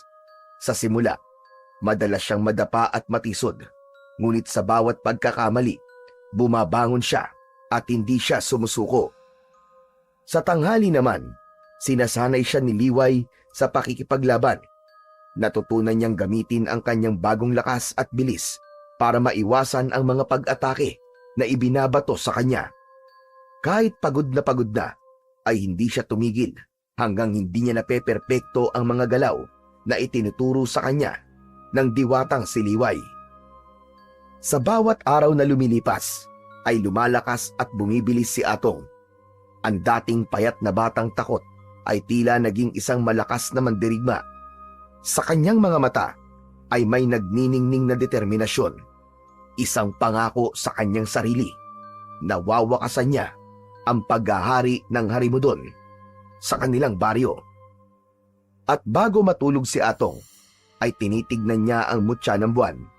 Alam niyang darating ang araw na haharapin niya ang Harimudon at sinisiguro niya na kapag nangyari yon, ay tatapusin niya na ang takot ng mga tao na dulot ng Harimudon. Isang umaga, gaya ng nakasanayan, ay maagang nagising si Atong sa loob ng kuweba. Bumangon siya mula sa banig na dahon at agad niyang napansin ang mga prutas at isang buko na nakalagay sa tabi niya. Sa tabi ng mga prutas ay may isang patalim. Kinuha niya yon at ginamit upang buksan ang buko. Agad niyang ininom ang malamig at matamis nitong tubig. Kumuha siya ng ilang piraso ng prutas upang kainin. Alam niyang kailangan niya ng lakas para sa araw na yon. Matapos kumain, tumayo si Atong, lumabas siya ng kuweba at nagsimulang magsanay. Hawak niya ang isang matibay na kahoy at pinaikot niya yon sa hangin. Tumakbo siya ng mabilis sa paligid ng kuweba, tumalon sa mga batuhan at paulit-ulit na inatake ang isang punong kahoy bilang pagsasanay. Maya-maya pa, may naramdaman siyang presensya sa kanyang paligid. Napahinto siya at napalingon. Nakita niya ang diwatang si Liway na papalapit sa kanya. Agad na napansin ni Atong ang lungkot sa mukha ng diwata. Kaya naman, agad niya itong nilapitan. Magandang umaga po, mahal na diwatang Liway. Ikinalulungkot ko, Atong. Nagsimula nang umatake ang Harimudon sa inyong baryo kagabi. Ano? Ano po nangyari sa pagsalakay ng Harimudon? Ikinalulungkot ko, pero may mga nasugatan at may mga namatay. Si Lolo Manuel po. Si Lolo Manuel po, kumusta po siya? Huwag kang mag-alala. Ligtas ang iyong lolo. Hindi siya nasaktan sa pag-atake kagabi. Napabuntong hininga si Atong at bahagyang nabawasan ang kanyang kaba. Ngunit ang galit sa kanyang puso ay hindi nawala. Kailangan ko nang harapin ang Harimudon bago pa nito tuluyang ubusin ang mga tao sa baryo. Ngunit hindi ka pa handa, Atong. Kung hindi mo maihahanda ang sarili mo ng sapat, baka ikaw rin ay mapahamak. Tumiim ang bagang ni Atong. Naintindihan niya ang sinabi ng diwata. Pero alam niya na hindi siya makakapagsanay ng maayos kung iniisip niya ang kanyang Lolo Manuel. Napatingin siya kay Liway at isang ideya ang pumasok sa kanyang isip. Kung ganon, mahal na diwatang Liway, pwede ko po bang isama rito sa gubat si Lolo para hindi ko na po siya kailangang alalahanin habang nagsasanay ako? Ari ang iyong sinabi. Kung makatutulong ito upang mas lalo ka makapagbigay ng atensyon sa iyong pagsasanay, ay gawin mo yon, Atong. Salamat po. Maraming salamat po, mahal na diwatang Liway. Nang oras na yon, kahit paano, ay nabawasan na ang pangamba ni Atong. Naniniwala siya na mas makakapag-focus siya sa paghahanda na kanyang ginagawa para sa pinakamalaking laban ng kanyang buhay, kung sigurado siyang ligtas si Lolo Manuel. Kinagabihan ay lumabas si Atong mula sa kuweba. Mabilis siyang naglakad palabas ng gubat. Bawat takbang niya ay maingat upang hindi siya makalikha ng ingay. Hindi niya alam kung may nagmamanman sa kanya o kung nasa paligid lamang ang Harimudon. Nang marating niya ang labas ng gubat, ay saglit siyang huminto at tumingin sa malayo. Naroon ang baryo nila. Tahimik at halos walang ilaw. Napansin niyang kahit hindi pa ganun kalalim ang gabi, ay sarado na ang lahat ng bahay. Wala ni isang tao ang nasa labas. Ang buong baryo ay parang isang lugar na inabandona ng pag-asa at nilamon ng takot. Lumingon-lingon muna si Atong sa paligid bago nagpatuloy sa kanyang paglalakad. Malalim ang kaba sa kanyang dibdib habang papalapit sa kubo nilang maglolo. Nang marating niya yon, ay marahan siyang kumatok. Maya-maya pa ay unti-unting bumukas ang pinto. Sa liwanag ng gaserang nakasindi sa loob ay tumambad sa kanya si Lolo Manuel na namumugto ang mga mata. Ngunit nang masilayan siya nito ay biglang nanlaki ang mga mata ng matanda. Atong! Atong, ikaw ba yan, Apo? Opo, Lolo. Ako nga po ito. Abay, mabuti naman at nagparamdam ka na sa akin, Apo. Ilang gabi na ako nagdadasal na magpakita ka sa akin kahit na sa akin panaginip man lang. Lolo, ano po ba kayo? Hindi po ako multo. Buhay po ako. Pero sa loob na po tayo mag-usap at baka mamaya baka may makakita po sa atin dito sa labas. Nang pumasok si Atong sa loob ng kubo, ay nakita niya si Lolo Manuel na hindi makapaniwalang nakatingin sa kanya hanggang sa isinarado niya ang pinto. Hindi makapaniwalang hinawakan ni Lolo Manuel ang mukha ni Atong na parang tinitiyak nito kung totoo bang buhay si Atong. Nang mapagtanto nito na hindi multo o imahinasyon si Atong, ay bumagsak ang mga luha nito. Biglang niyakap ni Lolo Manuel si Atong ng mahigpit. Naramdaman ni Atong ang labis na kasiyahan at pangungulila ng kanyang lolo. Diyos ko! Anong klaseng himala ba itong nangyayari ngayon? Akala ko'y wala ka na talaga, Apo. Akala ko'y iniwan mo na talaga ako. Salamat sa Diyos! Salamat, Panginoon ko! Ramdam na ramdam ni Atong ang panginginig ng matanda. Alam niya na inakala nitong patay na siya at alam niya ring maraming tanong ang kanyang lolo. Pero nang sandaling yon ay hinayaan muna niya itong ilabas ang lahat ng emosyon nito. Matapos kumalma ni Lolo Manuel ay naupo silang dalawa sa lumang bangkong kahoy na nasa tabi ng kanilang maliit na kubo. Lolo, alam ko pong mahirap paniwalaan. Pero meron pong isang nilalang na nagligtas sa akin nung gabi na inalay ako ni na Kapitan Sari mo doon. Isang diwata po ang tumulong sa akin, Lolo. Ang pangalan po niya ay Liway. Siya ang nagligtas sa akin mula sa hari mo doon. Abay, kung totoo man niya sinasabi mo, Apo, maraming salamat sa diwata na yon dahil hindi kanya hinayaang mamatay sa kamay ng hari mo doon. Kaya naman pala umatake na naman ang hari mo doon dito sa atin ay dahil wala siyang nakuwang alay nung gabing bilog ang buwan. Ang sabi nila, Kapitan, abay, hindi raw nila maintindihan kung bakit umatake pa rin ang hari mo doon dahil ang alam nila ay may naialay sila sa halimaw na yon. Lolo, yan din po ang dahilan kung bakit hindi pa ako pwede magpakita sa kanila. Hindi ako maaaring bumalik hanggat hindi ko pa natatapos ang misyon ko. Ano? Anong misyon ba sinasabi mo, Atong? Kailangan ko pong mapatay ang hari mo doon bago ako bumalik dito sa bahay natin. Ano ka mo? Anong ibig mong sabihin, Atong? Paano mo haharapin ang halimaw na yon? Abay, bata ka pa, Apo. Yung matatanda nga, sinubukang patayin ang hari mo doon. Ngunit hindi nagtagumpay. Ikaw pa kaya? Sa pagkakataon na yon, ay hindi na nagdalawang isip si Atong na ipakita kay Lolo Manuel ang suot niyang singsing na may kumikislap-kislap pang mutya. Lolo, hindi lang po ako basta iniligtas ni Liway. Dahil ang totoo po niyan, ibinigay din po niya sa akin ang mutya ng buwan. Ito pong suot kong singsing na ito, Lolo. Nagtataglay po ito ng mutya ng buwan. Ano ka mo? Anong mutya ng buwan? Ito pong singsing na suot ko, ito po. Ang mutya ng buwan ang nagbibigay po sa akin ng kakaibang lakas at bilis na higit pa po sa isang pangkaraniwang tao. At mas lalakas pa po ako. Lalakas pa po ang kapangyarihan nitong mutya kapag bilog po ang buwan. Napapailing si Lolo Manuel. Ramdam ni Atong ang pagtutol nito sa kabila ng mga sinasabi niya. Atong, kahit may mutya ka, hindi ibig sabihin na kaya mo nang labanan ang Harimudon. Masyado siyang malakas, iyo. Hindi siya isang pangkaraniwang aswang lamang. May dahilan kung bakit siya kinatatakutan at walang nakapapatay sa kanya. Hindi ko hahayaan na malagay ka na naman sa kapahamakan. Lolo, alam ko po kung gaano kalakas ang Harimudon. Pero hindi po ako basta-basta sasabak sa laban nang hindi handa.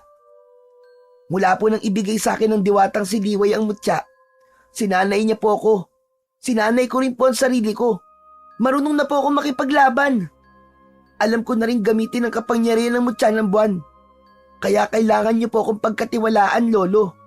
At habang nagsasanay po ako, gusto ko nasa ligtas po kayong lugar. Kaya gusto po kitang isama sa gubat, Lolo. Doon, hindi ka ba sasaktan ng Harimudon? Ngunit umiling si Lolo Manuel sa sinabi ni Atong. Hindi maaari, Apo. Hindi ako maaaring umalis sa baryo. Kaninang umaga lang, pinangunahan ko mga tao para lumaban sa Harimudon. Kung mawawala ako rito, abay paano sila? Hindi natin maaasahan sina Kapitan Umpong dahil wala silang ginagawa. Kung aalis ako rito, Apo, baka mawalan ng lakas ng loob ang mga tao at tuluyan na lang nilang hayaang umatake ang Harimudon. Lolo, gusto ko lang po na huwag ka pong mapahamak. Gusto ko rin na hindi ka mapahamak, Apo. Sabihin na nating pumapayag ako sa sinasabi mong pagharap mo sa Harimudon. Kaya pareho tayo may misyon, Apo. Ako, ipagtatanggol ko ang baryo sa paraang kaya ko. At ikaw naman, kung talagang meron kang mutya at sinasanay mo ang sarili mo, sana'y talagang matulungan ka ng mutya ng buwan upang mabatay ang halimaw na yon. Napayuko si Atong. Alam niyang wala na siyang magagawa para kumbinsihin si Lolo Manuel. Tulad niya, may sarili din itong laban. Matapos ang ilang sandali ng katahimikan, ay tumango siya. Naiintindihan na po kita, Lolo Manuel. Hindi ko na po kayo pipilitin na sumama pa sa akin. Pero mangako po kayo sa akin na magiging ligtas po kayo rito. Nangangako ko sa iyo, Atong. At ikaw rin, Apo. Kailangan mong mangako sa akin na pangangalagaan mo ang iyong sarili. Pangako po, Lolo. Hindi ko po hahayaan na masaktan ako ng Harimudon. Pero Lolo, kailangan ko na pong umalis. Bumakas ang lungkot sa mukha ng matandang lalaki, pero maya-maya rin ay ngumiti ito. Mag-iingat ka, Atong. Wala akong hangad, kundi ang tagumpay mo. Dahil kapag napatay mo ang Harimudon, ay sigurado ko na mabubuhay na tayo ng normal dito sa ating baryo. Tumango si Atong. Muli niyang niyakap na mahigpit ang kanyang lolo.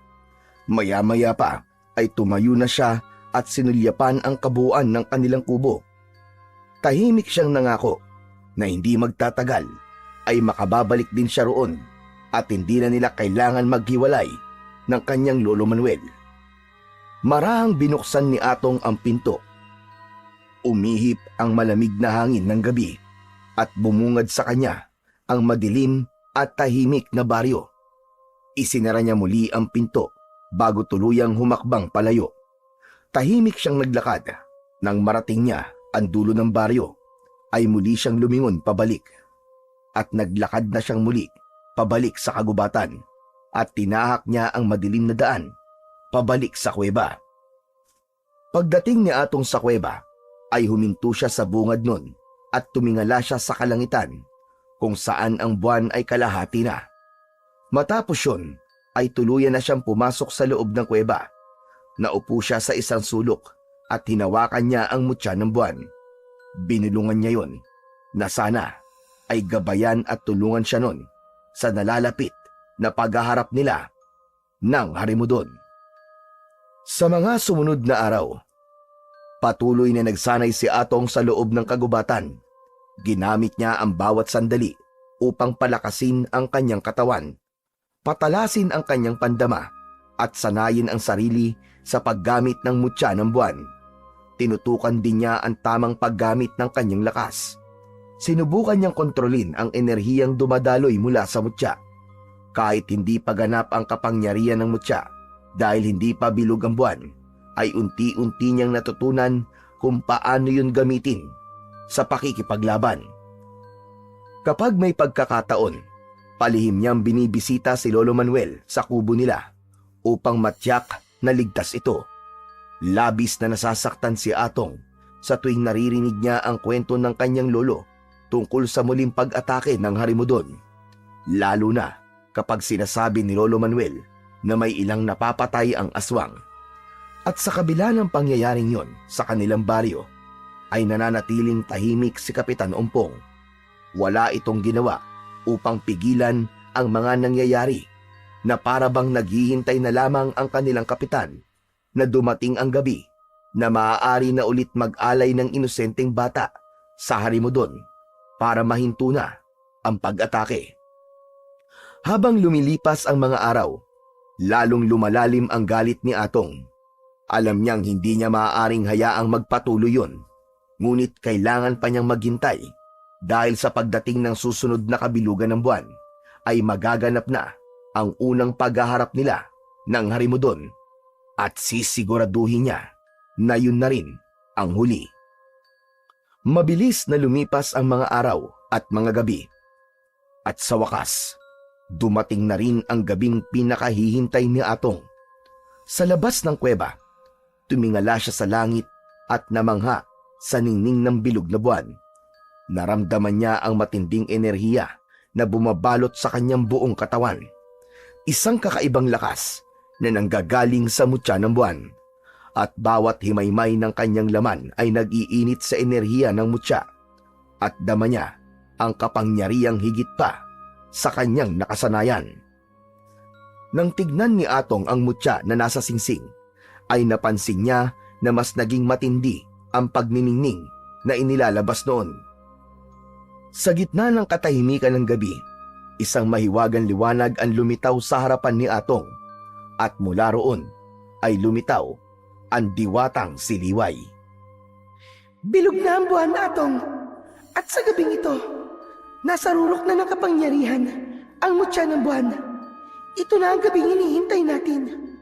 Oras na para harapin mo ang Harimudon. Nakahanda na po ako, mahal na diwatang Liway. Nararamdaman ko na po ang ganap na kapangyarihan ng mutya. Magaling, Atong.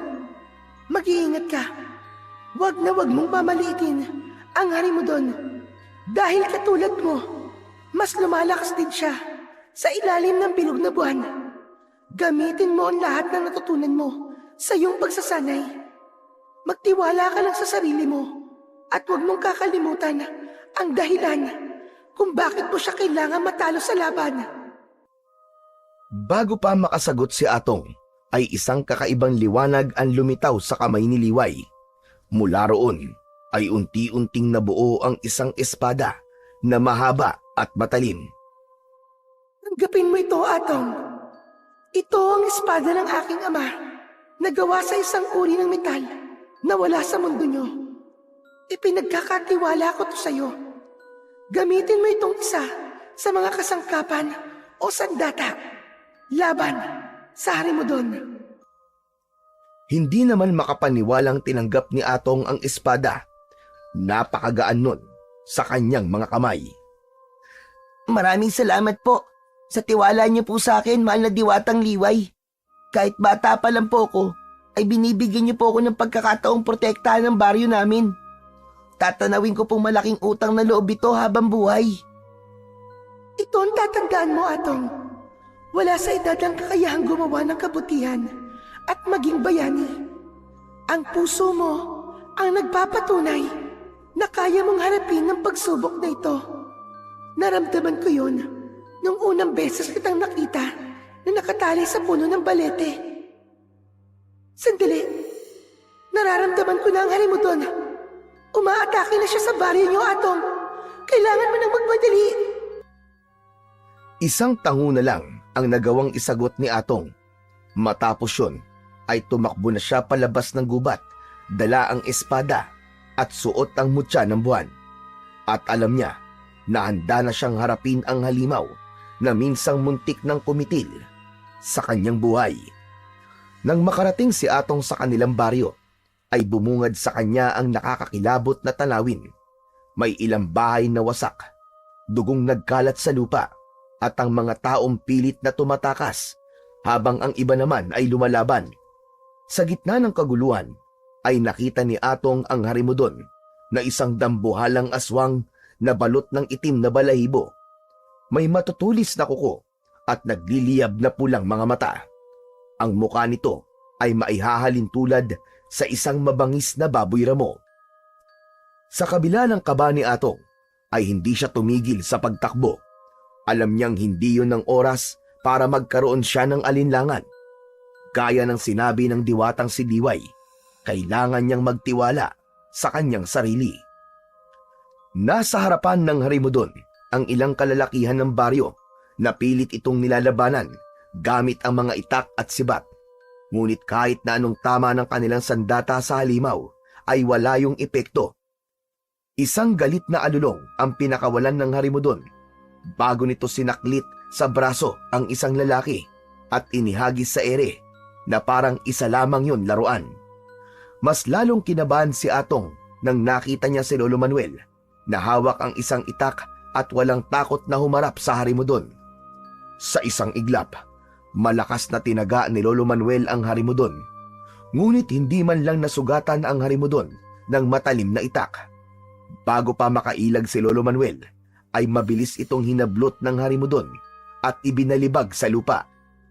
Agad na sumigaw si Atong. Ramdam niya ang matinding takot at galit habang nakikita ang kanyang lolo na nahihirapang makabangon. Mabilis siyang tumakbo at humarang sa pagitan ng Harimudon at ni Lolo Manuel. Hawak ang espada. Itinutok niya yon sa kalaban. Hayop ka! Hindi ako papayag na saktan mo, lolo ko, Harimudon! Sino ka?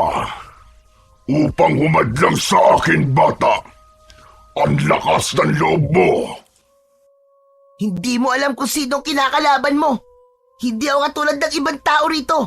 Dahil ako ang tatapos sa'yo. At ano naman ang magagawa mo? Isa ka lang musmos. At sa tingin mo ba ay masusugatan mo ko ng iyong espada? Nagkakamali ka! Hindi natinag si Atong. Mas sinigpitan niya ang pagkakahawak sa espadang ibinigay sa kanya ni Liway. Sa loob ng kanyang katawan, ramdam na ramdam niya ang init ng kapangyarihan ng mutya ng buwan na parang sumisigaw at nag-uutos sa kanya. Nasimulan na niya ang pakikipaglaban. Nang sandaling lumundag ang Harimudon kay Atong, ay mabilis niya itong naiwasan. Naramdaman niya ang bigat ng paglapag ng halimaw sa lupa. Alam niya na kung tinamaan siya ng matatalas nitong kuko, ay baka yun na ang kanyang katapusan. Hinawakan ni Atong ng mahigpit ang espadang ibinigay ni Liway at saka siya umatake. Isang mabilis na hampas ang pinakawalan niya patungo sa Harimudon, pero nakaiwas ito. Napagtanto niya na mabilis ito kaysa sa kanyang inaasahan kahit tila napakabigat ng katawan nito. Kumuha ng isang malaking bato ang Harimudon at inihagis yun kay Atong. Tumalon siya sa gilid upang iwasan yun, pero kasabay nun ay bigla na lang nasa harapan na niya ang Harimudon at mabilis na idinukwang nito ang matatalas nitong kuko. Gamit ang espada, sinalubong ni Atong ang pag-atake. Kumislap ang talim nang sumalpok yun sa matigas na balat ng Harimudon, pero hindi man lang ito nagalusan. Napaatras si Atong at napagtanto niyang hindi magiging madali ang laban na yon. Mataas na tumalon si Atong at iniumang niya ang espada sa kalaban.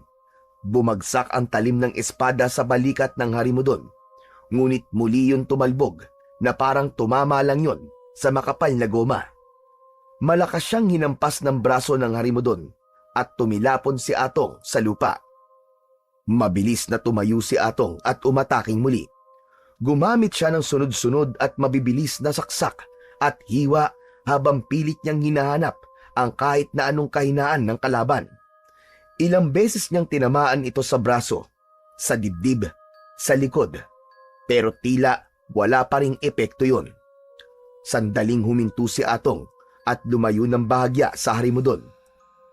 Tumingin siya sa buwan at tumingi siya roon ng karagdagang lakas.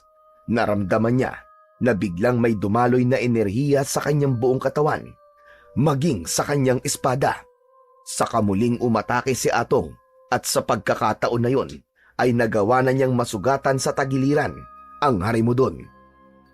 Nagulat ang Harimudon at mabilis na umatras habang hawak ang dumudugong tagiliran. Hindi maaari. Paano mo ako nagawang sugatan? Dahil hawak ko umutya ng buwan, humanda ka na sa kamatayan mo! Halimaw! Isang diwata sa gubat na nagbigay niya sa'yo. Kung ganun, ay nakialam pala sila. Pero kahit may mutya ka ng buwan, ay hindi mo pa rin ako mapapaslang. At kapag napatay kita, bata, ang mutyang yan ay magiging sa akin. Mas lalakas at magiging makapangyarihan pa ako. At sa tingin mo ba, papayag ako mangyari yon? Kung inaakala mo na matatalo mo ako, nagkakamali ka! Muling naglapat ang kanilang mga tingin. Ang Harimudon ay puno ng galit, habang si Atong naman ay may determinasyon sa puso na manalo. Biglang sumugod ang Harimudon, pero mas mabilis si Atong at sa isang iglap, umiwas siya at mabilis na lumundag sa ere. Umikot-ikot siya at sa kanyang pagbagsak ay tinutok niya ang espada diretso sa dibdib ng Harimudon. Napangiwi ng dahil sa sakit ang Harimudon nang bumaon sa dibdib nito ang espada. Subalit sa halip na laman at dugo ang maramdaman ni Atong sa dulo ng kanyang espada, ay isang matigas na bagay ang tila nabasag sa loob ng katawan nito na parang isang bato. Umatras ang Harimudon at nakita ni Atong kung paano ito nanghina.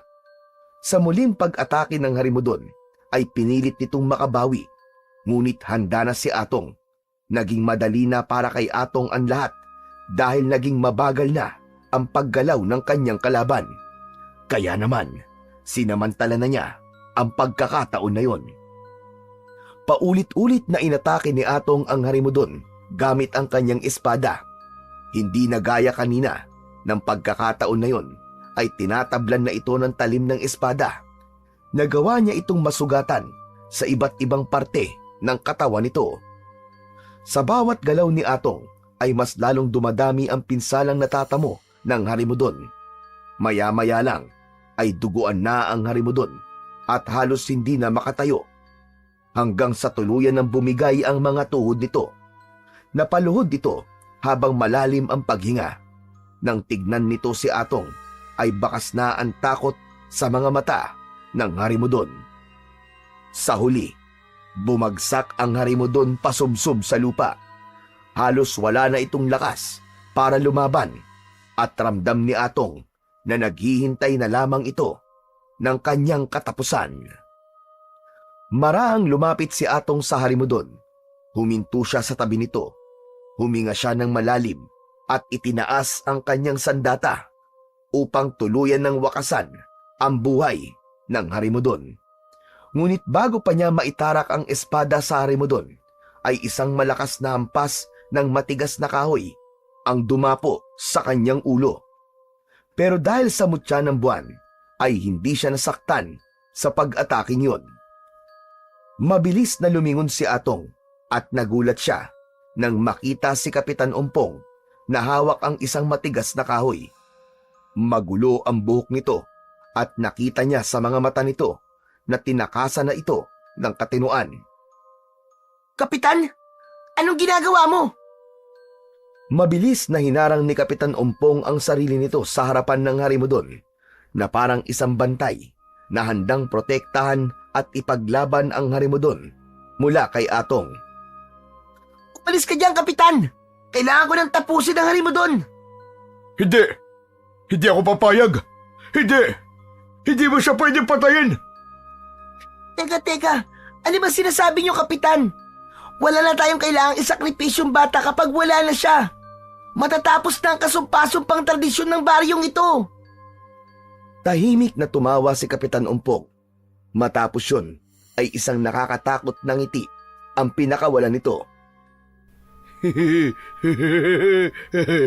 Kapag namatay ang Harimudon, wala na rin akong ginto. Wala na. Maawalan ako ng ginto. Oo. Ako'y nakipagkasundo sa Harimudon. Isang batang alay kada taon. Kapalit na mga gintong ibinibigay niya sa akin. Dahil sa Harimudon ay marami akong pera. At may malaki akong bahay. Hindi ako mapayag na lahat ng yun ay mawala ng dahil sa iyong bata ka! Hindi makapaniwala si Atong sa kanyang narinig. Alam niya rin na maging ang mga tao na nakarinig sa revelasyon ni Kapitan Umpong ay nagulat din. Hindi makatarungan ang ginawa mo, Kapitan. Ipinagbili mo ang mga bata ng baryo natin para sa pansarili mong interes. Kung hindi ko yung ginawa, hindi ako yayaman ng ganito. Isang bata lang naman bawat taon eh. Mas pipiliin ko na ang kayamanan kaysa sa buhay niyo lahat. Natawa ng malakas si Kapitan Umpong, ngunit sa gitna ng pagtawa nito ay biglang bumangon ang Harimudon sa likod nito. Biglang sinunggaban ng Harimudon si Kapitan Umpong at mariin itong kinagat sa liig. Bumulwak ang dugo mula sa liig ng kapitan habang pumapalag ito. Ngunit mahigpit ang hawak ng matatalas na kuko ng Harimudon dito. Sa isang iglap, hinagis ng Harimudon ang walang buhay na katawan ni Kapitan Umpong sa lupa. Wala na, Umpong. Tapos na ang ating kasunduan. Kaya kailangan mo nang mamatay. Nakita ni Atong ang kasakiman at kataksilan ni Kapitan Umpong na natapos sa isang malupit na kaparusahan. Ngunit wala ng panahon para maghintay. Mabilis na umatake si Atong. Sinamantala niya ang kahinaan ng Harimudon at buong puwersa niyang itinarak ang kanyang espada sa noo ng Harimudon. Hindi na nagawa pang makalaban ng Harimudon at nanginig ang buong katawan nito. Mamatay ka na! Halimaw ka! Sumigaw sa labis na sakit ang Harimudon. Nanginig ang buong katawan nito. Nang huminto sa paggalaw ang Harimudon, ay sakalang hinugot ni Atong ang espada at saka ito bumagsak sa lupa. Tuluyan nang natapos ang buhay ng Harimudon sa pagkakataon na yon. Humihingal si Atong habang nakatayo sa harap ng bangkay ng Harimudon.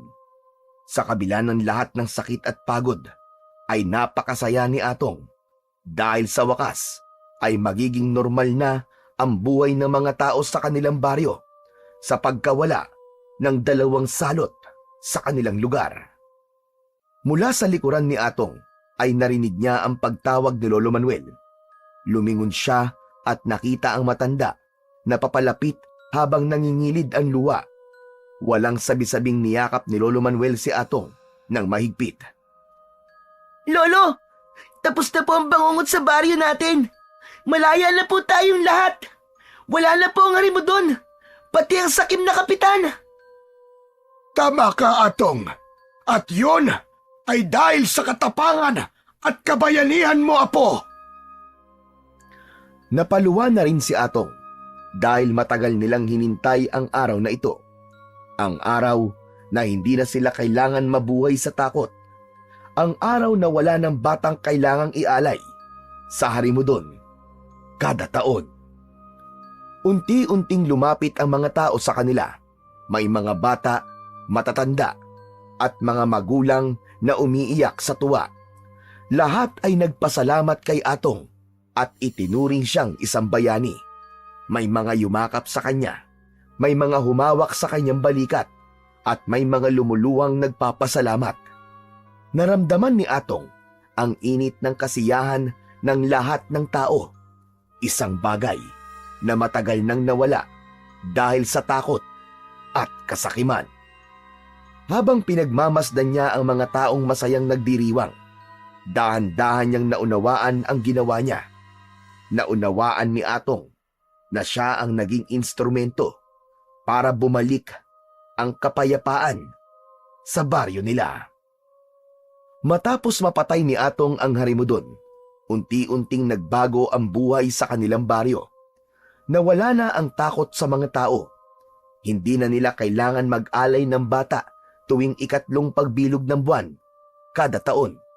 Sa halip, ang dating araw ng ritual ng pag-aalay ay naging araw ng pagdiriwang, isang pista na ginugunita ang araw ng kalayaan ng kanilang baryo mula sa Harimudon. Habang ang malaking bahay ni Kapitan Umpong ay ginawang bahay ampunan para sa mga batang naulila sa pag-atake ng Harimudon. Hindi na rin nakita pa ni Atong si Liway, pero ang mga tao sa baryo ay nagsimulang magsabit ng mga bulaklak at iba pang alay sa gubat bilang pasasalamat sa diwatang tumulong kay Atong upang makamit nila ang kapayapaan at kalayaan. Atong! Tama ng laro! Umuwi ka na at luto na ang hapunan natin.